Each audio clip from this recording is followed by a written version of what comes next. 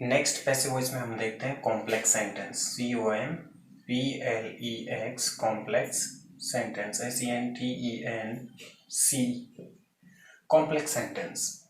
तो complex sentence होता क्या है? तो कॉम्प्लेक्स सेंटेंस में एक पार्ट होता है जो कहलाता है इंडिपेंडेंट क्लोज। इंडिपेंडेंट क्लोज और वन और मोर, एक या एक से ज्यादा डिपेंडेंट क्लॉजेस उस वाक्य में हो सकते हैं। तो इंडिपेंडेंट क्लोज और ये डिपेंडेंट क्लोज क्या है? तो जैसे एक एग्जांपल अपन लें,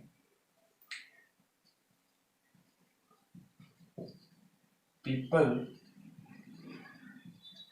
believe that he is a good leader, या फिर जैसे they say that he is a good leader. तो इंडिपेंडेंट क्लोज वाक्य का वो पार्ट होता है जो अपने आप अकेला अपना अर्थ दे सकता है। जैसे पीपल बिलीव एक इंडिपेंडेंट क्लोज है, ये अपने अर्थ के ऊपर अपना अर्थ पूरा देता है ये। और दूसरी तरफ जो पार्ट बचा that he is a good leader, इसका हालांकि अपना सब्जेक्ट भी है, वर्ब भी है और ऑब्जेक्ट भी है, लेकिन इसके बावजूद ये अपने अर्थ के लिए इस वाले पार्ट के ऊपर डिपेंड करता है। तो इसलिए इंडिपेंडेंट यानी कि जो वाक्य स्वतंत्र है अपने अर्थ के साथ में, और डिपेंडेंट जो है यानी कि जो निर्भर है दूसरे वाक्य पर अपने पूर्ण अर्थ के लिए, मीनिंग देने के लिए। तो इसमें हमें करना क्या होता है, हम बात कर रहे हैं पैसिव वॉइस की, तो ये वाला जो पार्ट होता है इस वाले पार्ट में हम कोई चेंज नहीं करते हैं। ये वाला जो पार्ट होता है यानी कि इंडिपेंडेंट क्लोज, इस वाले पार्ट में हम चेंज करते हैं। तो कई बार ये पार्ट जैसे यहाँ पे दोनों वाक्य में प्रारंभ में है, लेकिन कई बार ये पार्ट बाद में भी दिया गया हो सकता है, जिसकी पहचान आप हमेशा इस तरह से कर सकते हैं कि अगर ये वाला पार्ट यानी कि इंडिपेंडेंट क्लोज वाक्य में बाद में दिया गया हो तो हमेशा वाक्य में कोमा आएगा। जैसे that he is a good leader, इस प्रकार से मतलब जो है ये वाक्य शुरू होगा, कंजक्शन शुरू में लिया होगा वाक्य के और वाक्य के बीच में कोमा होगा, तो आप उसको पहचान सकते हैं। लेकिन उसका आंसर दोनों का ही सेम तरीके से करना है, जिस प्रकार से इसका आंसर करेंगे उसी प्रकार से उसका आंसर करना है। तो यहाँ पे हम क्या करेंगे, इस वाले पार्ट में ही चेंज करते हैं दे से, और कंजक्शन यानी कि जो योजक शब्द होते हैं जो दोनों वाक्यों को जोड़ते हैं, उसके बाद वाले पार्ट में हम कोई चेंज नहीं करेंगे। तो यहाँ पे पीपल बिलीव, तो इसको हम पीपल को रिमूव कर देंगे। ऐसा इसलिए क्योंकि हमने शुरू में जाना कि पीपल जो है वो अननेसेसरी सब्जेक्ट है, दे भी अननेसेसरी सब्जेक्ट है। तो हम इसको इट से स्टार्ट करते हैं, तो इट और ये बिलीव प्रेजेंट सिंपल की पहचान है, तो इट इज, और बिलीव फर्स्ट फॉर्म है लेकिन ये थर्ड फॉर्म में बदलेगी क्योंकि मैंने आपसे कहा कि इस वाले पार्ट को हम पैसिव वॉइस में बदलते हैं, इस वाले पार्ट को नहीं। तो it is believed, BELIEVD, believed that he is a good leader. तो इस प्रकार से ये आपको कर लेना है। इट हम अपनी तरफ से लगाते हैं और केवल इस वाले पार्ट में ही चेंज करते हैं, इंडिपेंडेंट क्लोज में इस वाले पार्ट में हम कोई चेंज नहीं करते हैं। और मैं फिर से आपको दोहरा देता हूं कि अगर ये वाक्य बाद में आता है तो ये सबसे पहले तो पहचान आप शुरू में कंजक्शन देख के कर सकते हैं, या फिर भी आप श्योर नहीं हो तो आप हमेशा वाक्य के बीच में कोमा देख सकते हैं, जो कि पहचान होगा कि इंडिपेंडेंट क्लोज वाक्य के एंड में है। और इसी प्रकार से हम इस वाक्य को करेंगे दे से। तो दे भी एक अननेसेसरी सब्जेक्ट है, इसको भी हम शुरू में लिखेंगे इट, और से जो है तो ये फर्स्ट फॉर्म है वर्ब की यानी कि प्रेजेंट सिंपल है, जो कि नेक्स्ट टेंस में बदलेगा इज आर एम में। तो दे सेव हो जाएगा इट इज, से थर्ड फॉर्म बदलेंगे इसकी तो सैड, तो it is sad.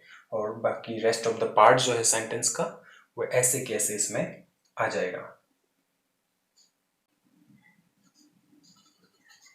That he is a good leader. तो इस प्रकार से आप कॉम्प्लेक्स सेंटेंसेस को करेंगे। और इसके अलावा मैं आपको बता चुका हूँ मॉडल्स के बारे में, और जो इंट्रांजिटिव या ट्रांजिटिव जो वर्ब है उनके संबंध में। नेगेटिव हमारा सेंटेंस हो चुका है, सिंपल हमने प्रारंभिक कर ही लिया है। तो अब नेक्स्ट हम देखते हैं इंटेरोगेटिव सेंटेंसेस। Interrogative sentences. तो टेंस में हमने देखा कि इंटेरोगेटिव सेंटेंसेस के जो पैटर्न होता है वो दो प्रकार का होता है। एक तो ये हेल्पिंग वर्ब से चालू होने वाले होते हैं, जिसका पैटर्न ये होता है helping verb, subject, verb, object, और ऑब्जेक्ट के बाद में कोई टाइम वगैरह कोई एडवर्ब दी गई हो वो, और क्वेश्चन मार्क। दूसरा होता है WH प्लस, जो कि यही होता है, इससे पहले WH वर्ड जुड़ जाता है खाली। तो subject, verb, object plus question mark. तो ये दो प्रकार के जो है क्वेश्चन टाइप इसमें होते हैं।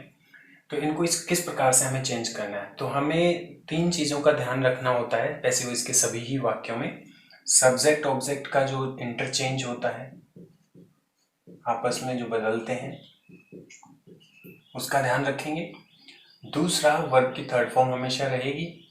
तीसरा, टेंस के रिगार्डिंग या हेल्पिंग वर्ब के जो होने वाले चेंज है, यानी कि टेंस के चेंज वो, और जो अंत में बाई लगता है, इस चीज़ का हमें ध्यान रखना है, जो कि सब्जेक्ट ऑब्जेक्ट का चेंज करते टाइम आपको ध्यान रख लेना है।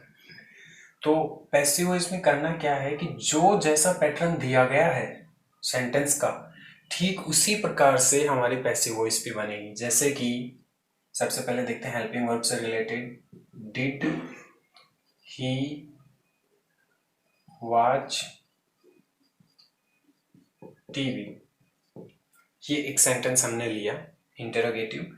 डिड हेल्पिंग वर्ब है, ही सब्जेक्ट है, वर्ब वॉच है, ऑब्जेक्ट टीवी है, और क्वेश्चन मार्क है।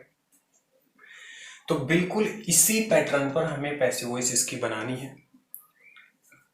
बस हमें जो पैसिव वॉइस के जो चेंजेस हैं वो हमें इसमें करने हैं। तो did helping verb, he subject, watch verb, TV object. तो डेफिनेटली हम ये चेंज करेंगे।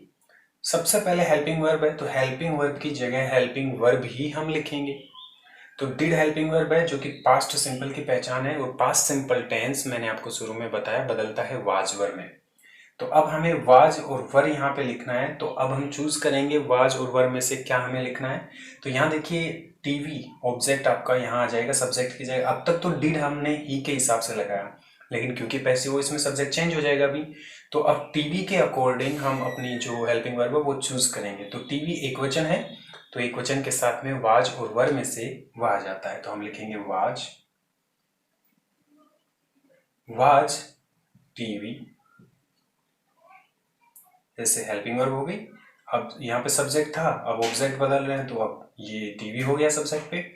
वॉच की जगह वॉच ही आएगा, जो कि अब थर्ड फॉर्म हो जाएगी पैसिव वॉइस में। Watch TV watched bye. अब जो टीवी है ऑब्जेक्ट, तो इसकी जगह हम जो सब्जेक्ट है वो ले जाएंगे। उससे पहले हमेशा बाय हम लगाते ही हैं, तो बाय हिम। तो इस प्रकार से आपकी जो पैसिव वॉइस है वो बना लेनी है। एक और एग्जांपल हम देखते हैं, जैसे हैव यू ईटन फूड। ये हेल्पिंग वर्ब, ये सब्जेक्ट, ये वर्ब, ये object. Subject helping verb, subject, verb, object, question mark. तो एग्जैक्टली इसी पैटर्न पे, जिस प्रकार से ये दिया गया है, उसी पैटर्न पे हमें अपना जो पैसिव वॉइस है वो बनाना है। तो ये वाला तो होता है एक्टिव, जो वाक्य में दिया गया होता है सोल्व करने के लिए, और जो इसमें हम बदलते हैं वो कहलाता है पैसिव। तो एक्टिव जिस पैटर्न पे दिया गया होता है प्रश्नवाचक में, उसी पैटर्न पे हम पैसिव बना देते हैं। तो हैव की जगह अब हैव प्रेजेंट परफेक्ट की पहचान है, तो प्रेजेंट परफेक्ट बदलता है, उससे अगले वाले हेल्पिंग वर्ब इसमें लगती है, जो कि होती है हैज बीन, हैव बीन। तो ये हम डिसाइड करेंगे ऑब्जेक्ट के आधार पर। यहाँ पे हैव लगा है सब्जेक्ट के अकॉर्डिंग। हैव, यू मान लीजिए हैज अमित ईटन फूड, तो ये हैज लगा है अमित के अकॉर्डिंग। अमित एक वचन है इसलिए ये हैज यहाँ पे है। लेकिन क्योंकि अब हम बदलेंगे तो सब्जेक्ट ऑब्जेक्ट की जगह चला जाएगा और ऑब्जेक्ट सब्जेक्ट की जगह चला जाएगा। तो फूड बदल के आपका सब्जेक्ट हो जाएगा। तो फूड एक वचन है, तो एक वचन के साथ में हेल्पिंग वर्ब हमें क्या लगानी है? हैज हैव जो है वो बदलता है, हैज बीन हैव बीन है। तो एक वचन है तो उसके साथ में डेफिनेटली हैज बीन लगेगी। तो हम लिखेंगे हैज और बीन। लेकिन अब यहाँ पे एक रूल जिसको हमें ध्यान रखना है वो ये है, मैंने न जाने हर टेंस में शायद आपको बताया है कि जब भी डबल वर्ड वाली कोई हेल्पिंग वर्ब होती है तो हम हमेशा सब्जेक्ट उनके बीच में रखते हैं प्रश्नवाचक वाक्यों में, नोट उनके बीच में रखते हैं नेगेटिव वाक्यों में, और subject plus note interrogative negative में उन दोनों वर्ड्स के बीच में रखते हैं। तो हैज, फूड और बीन, तो इस प्रकार से हमें दो वर्ड वाली हेल्पिंग वर्ब के बीच में रख देना होता है सब्जेक्ट। तो हैज, फूड, बीन, और वर्ब की ऑलरेडी यहाँ पे थर्ड फॉर्म है क्योंकि ये परफेक्ट टेंस है, तो ईटन बाय लगेगा, सब्जेक्ट ऑब्जेक्ट की जगह रिप्लेस होगा तो अमित। इस प्रकार से हमें ये जो टेंसेस हैं वो बना लेना है। अब हम बात करते हैं WH वर्ड से शुरू होने वाले वाक्यों के बारे में। तो WH वर्ड से शुरू होने वाले वाक्य जो होते हैं वो बिल्कुल इसी के सिमिलियर होते हैं, बस हमें थोड़ा सा ध्यान रखना होता है जब सेंटेंस में हु दिया गया होता है। तो इस बारे में हम बात करेंगे अभी। पहले एक रेगुलर सेंटेंस देखते हैं, जैसे कि where did the boy hide the ball. तो देखिए यहाँ पे WH वर्ड है जो कि प्लेस के लिए है, डिड जगह, हेल्पिंग वर्ड, वेयर जगह के लिए, तो did helping word, the boy subject, hide verb, the ball object. तो अभी हमें करना क्या है कि जैसा ये पैटर्न दे रखा है एग्जैक्टली उसी पैटर्न पे हमें पैसिव वॉइस बनाना है। तो सबसे पहले वेयर, कोई चेंज नहीं होगा, WH वर्ड ऐसे कैसे नीचे आ जाएगा, तो हम लिखेंगे वेयर डिड। तो डिड पास्ट सिंपल है, बदलेगा वाज वर्ब में, तो वेयर वाज। और द बॉय, अब बॉय सब्जेक्ट यहाँ पे है, ऑब्जेक्ट द बॉल है, तो चेंज होंगे, तो वेयर वाज द बॉल। तो द बॉल एक वचन थी इसलिए मैंने ऑलरेडी वाज यहाँ पे लिख दिया, बहुवचन होता तो हम वर्ड लिखते। तो वेयर वाज द बॉल। अब इसके बाद में सब्जेक्ट हो जाने के बाद में वर्ब, तो हाइड की थर्ड फॉर्म होगी hidden. Where was the ball hidden by the boy, तो आई होप आपको ये अच्छे से समझ में आ गया होगा कि एक्चुअली हम इस पैटर्न को ही फॉलो करते हैं। हमारे सब्जेक्ट ऑब्जेक्ट को आपस में रिप्लेस करते हैं, इंटरचेंज करते हैं उनको, वर्ब की थर्ड फॉर्म रखते हैं, और ऑलवेज जो बदला गया सब्जेक्ट है उससे पहले हम, जो सब्जेक्ट लास्ट में जा रहा है उससे पहले हम बाई लिख देते हैं। लेकिन ये जो पैटर्न है ये तब अप्लाई नहीं होता जब वाक्य में हु हो, जैसे who painted this wall, who painted this wall.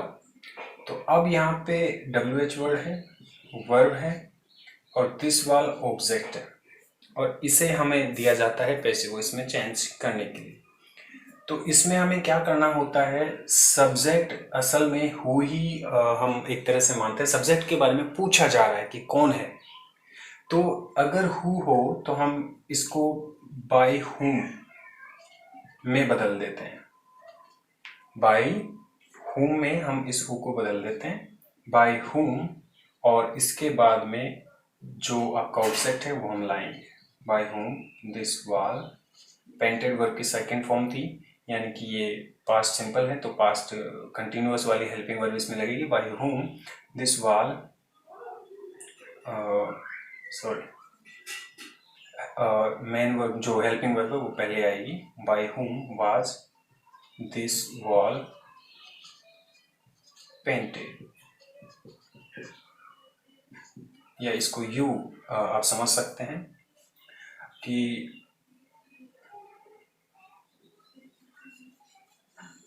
Who has painted this wall. यहाँ पे देखिए हेल्पिंग वर्ब मैंने इसमें लिख, पिछले वाक्य में तो मैंने वर्ब की सेकंड फॉर्म ये रख दी थी, हेल्पिंग वर्ब उसमें नहीं थी। यहाँ पे देखिए इसमें हेल्पिंग वर्ब है, तो अगर हेल्पिंग वर्ब हो तो इस प्रकार से हो जाएगा कि बाय हुम वाज की जगह अब हम इसके अकॉर्डिंग जो है हैज़ बीन हैव बीन में चेंज करेंगे, क्योंकि ये परफेक्ट टेंस है और हैज़ बीन हैव बीन में बदलेगा। By whom has the wall been painted, क्योंकि ये बीच में हम डालते हैं हेल्पिंग वर्ब के, जो भी सब्जेक्ट होता है वो हैज़ बीन इन दोनों के बीच में। तो हु आप शुरू में बाय हुम कर देंगे, बाकी एग्जैक्टली जो पैटर्न है वो ऐसे कैसे रहेगा, हु की जगह आपको बाय हुम कर देना है, क्योंकि इसमें सब्जेक्ट मिसिंग होता है और उसके बारे में हम पूछ रहे होते हैं। तो पॉसिबल होता है ऐसे वाक्यों का पैसिव वॉइस बनाना, पॉसिबल होता है जिसमें सब्जेक्ट के बारे में पूछा जा रहा हो, तो ये बाय हुम कर देंगे। या फिर आप ये कर सकते हैं कि इसको हु को ऐसे कैसे रखें, who has the wall been, who has the wall been painted by. Who आप ऐसे कैसे शुरू में रख देते हैं और बाय को बिल्कुल एंड में ले जाते हैं, और जो रेस्ट ऑफ द पार्ट है वाक्य का वो ऐसे कैसे रहता है कि हु यहाँ पे है, हैज यहाँ पे है, हैज बीन हो गया था ये, दिस वॉल, तो दिस वॉल ऐसे कैसे यहाँ पे है, और डबल वर्ड की हेल्पिंग वर्ब होने के कारण बीन बाद में है, और पेंटेड वर्ब ऐसे कैसे नीचे आ गई, और लास्ट में आपको बाय जोड़ देना है। तो इस प्रकार से हम जो है वाक्य को बड़े आराम से इसको बना सकते हैं। दूसरा एग्जांपल हम देखते हैं, हु स्टोल माय पेन। ये एक क्वेश्चन है, who stole my pen, WH word, stole verb, my pen object. तो अभी हमें करना क्या है कि या तो आप होम से इसे बनाओगे, तो होम के लिए आपको लिखना है बाय होम, हु की जगह हम लिख देते हैं बाय होम, और अब लाओगे हेल्पिंग वर्ब, ये पैटर्न इसी के अकॉर्डिंग। तो बाय होम हमने यहाँ पे लिख दिया, हु की जगह बाय होम हो गया WH वर्ड, हेल्पिंग वर्ब। तो हेल्पिंग वर्ब यहाँ पे देखिए वर्ब की सेकेंड फॉर्म है जो कि पास्ट सिंपल है, बदलता है वाज वर्ब में। तो by whom was, my pen एक वचन है तो एक वचन के हिसाब से वाज वर्ब में से वाज आएगा। तो बाय होम वाज, वाज के बाद में है सब्जेक्ट, तो सब्जेक्ट इसमें था नहीं, ऑब्जेक्ट बदल के आएगा सब्जेक्ट की जगह वैसे भी। तो by whom was my pen, और वर्ब जो है स्टोलन, वर्ब की जो थर्ड फॉर्म है वो, और क्वेश्चन मार्क ऐसे कैसे हम रख देंगे। तो by whom was my pen stolen. और अगर आप जैसे ये WH वर्ड ऐसे कैसे हु को रखना चाहते हो तो इसको ऐसे आप रख सकते हैं हु, और हु के बाद में अब लाना है आपको हेल्पिंग वर्ब जो कि वहीं वाज ही रहने वाली है, हु वाज, ऐसे कैसे आपका ऑब्जेक्ट जो है वो बदल के यहाँ आ जाएगा सब्जेक्ट में, हु वाज माई पेन, और वर्ब की थर्ड फॉर्म स्टोलन, और बाय, लास्ट में हम बाय लगा देंगे। तो इस प्रकार से जो है आपको इंटरोगेटिव सेंटेंसेस करने हैं। और अगर वाक्य में जैसे मॉडल हो, कैन रवि रीड इंग्लिश, तो अगर किसी वाक्य में मॉडल हो तो आपको क्या करना है, वही जो सिंपल सेंटेंसेस में हम मॉडल के बाद में बी लगाते थे, तो बी का ध्यान यहाँ भी रखना है। तो कैन यहाँ कुड में नहीं बदलता है, वो इनडायरेक्ट में, डायरेक्ट इनडायरेक्ट का रूल होता है वो, इसमें जो मॉडल दिया गया होता है वो ऐसे कैसे ही रहता है। तो जैसे ये कैन है तो ये भी एक हेल्पिंग वर्ब का ही प्रकार होता है, ऑक्सिलरी वर्ब इसको कहते हैं। तो इसको ऐसे कैसे हम यहाँ पे रख देंगे कैन, और इंग्लिश जो है ऑब्जेक्ट सब्जेक्ट ये रहा, ये वर्ब है, ये ऑब्जेक्ट है, तो जाहिर सी बात है हम ऑब्जेक्ट सब्जेक्ट की जगह लाएंगे तो कैन इंग्लिश। और जो बी है, क्योंकि अब कैन यहाँ पे तो एक शब्द की हेल्पिंग वर्ब थी, एक शब्द का मॉडल था, लेकिन हम जब पैसिव वॉइस में बदलते हैं तो मॉडल प्लस बी हो जाता है, मॉडल प्लस बी हो जाता है। तो कहने का मतलब ये 2 वर्ड का हो गया। तो जब 2 वर्ड का हो तो हम सब्जेक्ट उसके बीच में रखते हैं। तो कैन इंग्लिश बी, रीड की थर्ड फॉर्म रीड ही होती है, READ, रीड बाय रवि। तो इस प्रकार से हमें ये जो मॉडल वाला सेंटेंस है ये कर लेना है। तो इस प्रकार से हम जो है जो हेल्पिंग वर्ब और WH वर्ड से शुरू होने वाले जो सेंटेंसेस है उनको हम करेंगे। अब आगे हम देखेंगे इम्पेरेटिव सेंटेंसेस।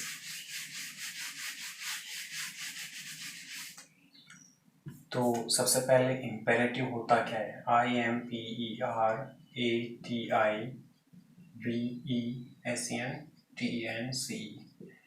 इम्पेरेटिव सेंटेंसेस वो सेंटेंसेस होते हैं जिनमें हम command COMMAND command, request, advice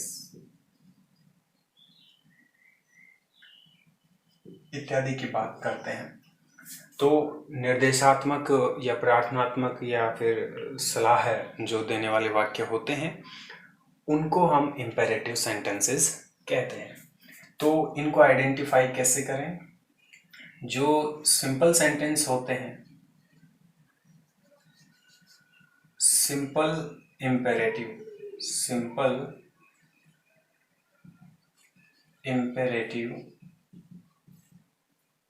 verb की फर्स्ट फॉर्म से प्रारंभ होते हैं। नेगेटिव इम्पेरेटिव डू नॉट से प्रारंभ होंगे। तो जैसे आपको 2 प्रकार के सेंटेंस दिए जाते हैं, या तो सिंपल इम्पेरेटिव होगा जिसमें मतलब आपको वर्ब की फर्स्ट फॉर्म से वो वाक्य शुरू होगा, और एक होगा नेगेटिव जिसमें डू नॉट होगा। तो इनको कैसे करना है हम दोनों ही देखेंगे। जैसे कि थ्रो द बॉल, और दूसरा हम देख लेते हैं do not throw the ball. तो ये सिंपल हो गया, वर्ब की फर्स्ट फॉर्म देखिए यहाँ पे है, और ये नेगेटिव इम्पेरेटिव हो गया, डू नॉट यहाँ पे है। तो चेंजेस कैसे करने हैं? सिंपल में हमें क्या करना है? Let plus object plus be plus verb की थर्ड फॉर्म, ये पैटर्न याद रखना है। Let plus object plus be plus verb की थर्ड फॉर्म, और इसके बेसिस पे हमें चेंज कर देना है, जो कि बहुत ही आसान है। तो सबसे पहले हम लाएंगे लेट, LET। अब चाहिए ऑब्जेक्ट, तो थ्रो द बॉल, तो थ्रो सब्जेक्ट है, वो सॉरी मैन वर्ब है, द बॉल यहाँ पे ऑब्जेक्ट है, ये फेंक बॉल को रहा है, करने वाला सब्जेक्ट कोई इसमें है नहीं, तो थ्रो द बॉल, तो बॉल ऑब्जेक्ट है, तो ऑब्जेक्ट हम लाएंगे लेट द बॉल बी, यहाँ पे है तो ऐसे कैसे हम लिख देंगे बी, और वर्ब की थर्ड फॉर्म जो कि थ्रो की थर्ड फॉर्म हो जाएगी थ्रोन, तो let the ball be thrown, और फुल स्टॉप हम इसके लगा देंगे। तो इस प्रकार से ये सेंटेंस जो है वो आपका हो गया। तो इस प्रकार के वाक्यों की पहचान यही है, वर्ब की फर्स्ट फॉर्म इनमें होती है। जैसे रवि थ्रो द बॉल, तो यहाँ पे देखिए सब्जेक्ट है, ये हेल्पिंग वो मैन वर्ब हो गई, और ये ऑब्जेक्ट हो गया। तो ये रेगुलर सेंटेंस है, लेकिन इम्पेरेटिव की पहचान यही है कि उसकी शुरुआत वर्ब की फर्स्ट फॉर्म से होगी, सब्जेक्ट मिसिंग होगा, नहीं होगा। अब देखते हैं do not throw the ball, तो इसको क्या करना है आपको? Let plus object plus not be plus verb की थर्ड फॉर्म, ये भी उतना ही ईजी है जितना सिंपल है। तो यहाँ पे आप सबसे पहले रखेंगे लेट, तो हम लिखेंगे लेट ऑब्जेक्ट, तो do not throw the ball, object the ball है, तो लेट द बॉल, ये हम लिख देंगे। इसके बाद में हम लिखेंगे नॉट, डू नॉट हट जाता है यहाँ पे, इसका कोई रेफरेंस नहीं है, हम इसके बेसिस पे बनाते हैं। Let object the ball not लिख दिया, बी ऐसे कैसे लिखेंगे, वर्ब की थर्ड फॉर्म थ्रोन, तो let the ball not be thrown. तो इस प्रकार से हम जो है ये सिंपल और नेगेटिव इंपेरेटिव करते हैं। अगर आप चाहें तो ये जो नॉट है इसको आप लेट के बाद में भी रख सकते हैं, जैसे let not the ball be thrown, यानी मतलब अगर late the ball not B या तो आप यहाँ लगा सकते हो, बी के पहले नोट लगा सकते हो, या फिर आप जस्ट जो लेट है उसके ठीक बाद में भी नोट लगा सकते हो, दोनों ही ठीक है। अब हम देखते हैं अलग प्रकार का इंपेरेटिव, यानी कि रिक्वेस्ट। तो अगर वाक्य प्लीज या काइंडली से प्रारंभ हो तो यू आर, तो प्लीज काइंडली हटाकर यू आर रिक्वेस्टेड का प्रयोग करते हैं। उदाहरण के तौर पर प्लीज कीप काम, कृपया शांति रखें, PLEASE, प्लीज कीप काम यानी कृपया शांति रखें। तो इस प्रकार के सेंटेंस में बहुत ही इजी है। क्या करना है हमें कि जो प्लीज या काइंडली है इसको तो हटा देते हैं, या यहाँ पे मान लीजिए काइंडली भी हो सकता था, तो काइंडली कीप कम, तो यहाँ पे प्लीज है तो प्लीज या काइंडली जो भी हो उसको हम हटा देते हैं, उसकी जगह हम लाएंगे you are requested, you are requested तथा टू का प्रयोग करते हैं, टू का प्रयोग कनेक्टिव के रूप में करते हैं, तो यू आर रिक्वेस्टेड टू के बाद में जो बाकी वाक्य का जो पार्ट है, प्लीज के बाद में मतलब जो भी वाक्य का पार्ट बचा है वो यू आर रिक्वेस्टेड टू के बाद में हमें ऐसे कैसे लिख देना है बिना किसी चेंज के, तो you are requested to keep calm. तो इस प्रकार से आपको ये जो वाक्य है ये बनाने हैं। तो जैसे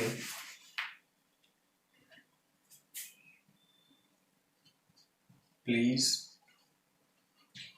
वॉक विद मी, तो यहाँ पे प्लीज की जगह काइंडली हो सकता है, या मान लीजिए प्लीज है, जो भी है दोनों में एक ही बात है, दोनों सिमिलर है, कोई डिफरेंस नहीं है। तो काइंडली वॉक विद मी, तो काइंडली को हम रिमूव करेंगे, इसकी जगह लाएंगे you are requested to, you are requested to walk with me, ठीक है। इसके बाद में हम देखते हैं, ये तो था रिक्वेस्टेड का, लेकिन अगर मान लीजिए कोई किसी वाक्य में सलाह हो, तो ये नेचुरली हम वाक्य को पढ़कर ये पता लगाते हैं कि उसमें जो इंटेंशन है वो किस प्रकार की है, उसमें जो मूड है वो किस प्रकार का है। जैसे एग्जांपल, अवॉइड ड्रिंकिंग एल्कोहल, तो अवॉइड ड्रिंकिंग एल्कोहल यानी कि एल्कोहल पीने से बचना चाहिए। तो ये आपको पता है कि सलाह है, सलाह का तरीका है ये कहने का। तो ऐसे में हम क्या करते हैं, यू आर, यहाँ पे निवेदन कर रहे थे तो रिक्वेस्टेड, अब सलाह दे रहे हैं तो यू आर एडवाइज्ड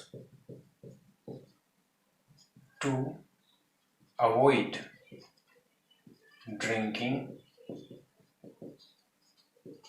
एल्कोहल।